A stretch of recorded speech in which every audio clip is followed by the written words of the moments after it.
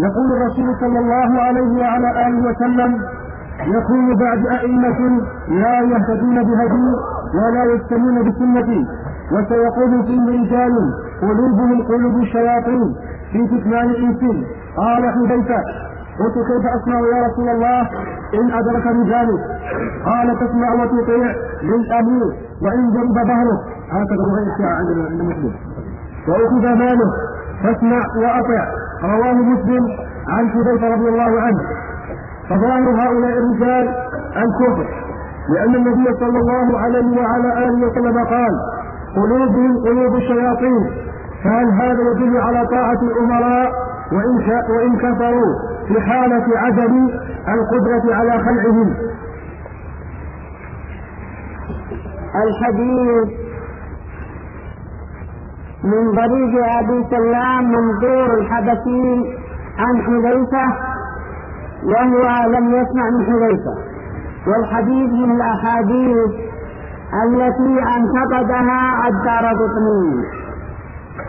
وحديث حذيفة المتفق عليه معروف في الصحيحين وليس فيه هذا اللفظ.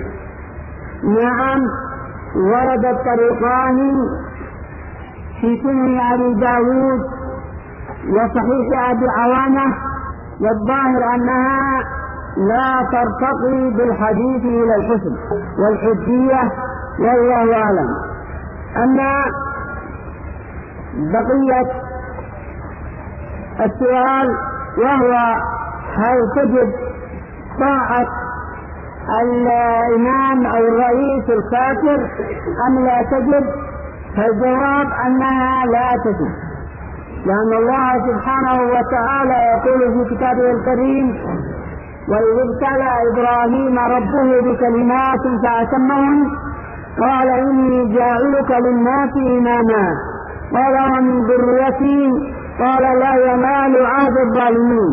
ويقول سبحانه وتعالى: يا أيها الذين آمنوا أطيعوا الله وأطيعوا الرسول وأولي الأمر منكم. شاهدنا قوله منكم. ويقول: ولا تطيعوا أمر المسرفين الذين يفسدون في الأرض ولا يصلحون. فلا تجب. لكن إذا كانت لا تجب فليس معناه أننا نخرج عليهم ونواجههم بالسلاح وليس لنا قدرة، لكن باب المداراة واجتناب شرهم شيء وطاعتهم شيء آخر. ثم أيضا المداراة ليست المداهنة، لأن المداهنة هي الإغضاء عن المنكر لئلا يغضب فاعله. أما المداراة فمداراة بكلمة طيبة أو بشيء من المال إلى غير ذلك مما يعني يصلح به أو تطيب به نفس الخصم حتى يمكن المسلمون. بقي حديث عبادة ففي الصحيحين عن عبادة رضي الله عنه قال: بايعنا رسول الله صلى الله عليه وعلى آله وسلم على السمع والطاعة في العسر واليسر والمكره والمنشر، وعلى أن لا نرجع الأمر أهله إلا أن تروا كفرا بواحا عندكم فيه من الله برهان، وعلى أن نقول الحق أينما كنا لا نخاف بالله لومة لائم، شاهدنا من هذا إلا أن تروا كفرا بواحا.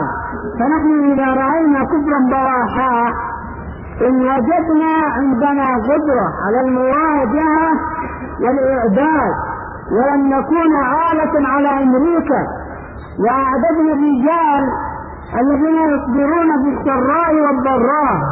أما شعب لو قطع عنه السكر أو الحد أو البد أو الغاز وقالوا: لا جزى الله المطاوعة هؤلاء خيرا، يعني أحرمونا هذه الأشياء وانقلبوا على الدعاء إلى الله. هؤلاء يا إخوان ما ليس أهلا أن يعتد بهم، ليس أهلا أن يعتد بهم، فلا بد من إعداد رجال قريبين، لا أقول كالصحابة ولكن قريبين من الصحابة يصبرون على البأساء والضراء، على الجوع والمرض، نعم على الخوف، على اعتراض الأوطان، كما حصل للصحابة رضوان الله عليهم. وقد ذكرنا شيئا من هذا في آخر الإلحاد الخميني في أرض الحرمين، والله المستعان في بيان صبر الصحابة رضوان الله عليهم على الشدائد، حتى أن سعد بن أبي وقاص يقول وهم يحاصرون بالشام، يقول أنه أصابه الجوع حتى أنه في ذات ليلة وضعت يده على شيء رطب فأكله، وأنه لا يدري ما هو إلى ذلك الوقت الذي يحدث فيه. فلا بد من إعداد رجال قبل إعداد السلاح، وإلا إعداد السلاح ربما تقتل به إذا لم تعد رجالا يصبرون على هذا الذي سمعته.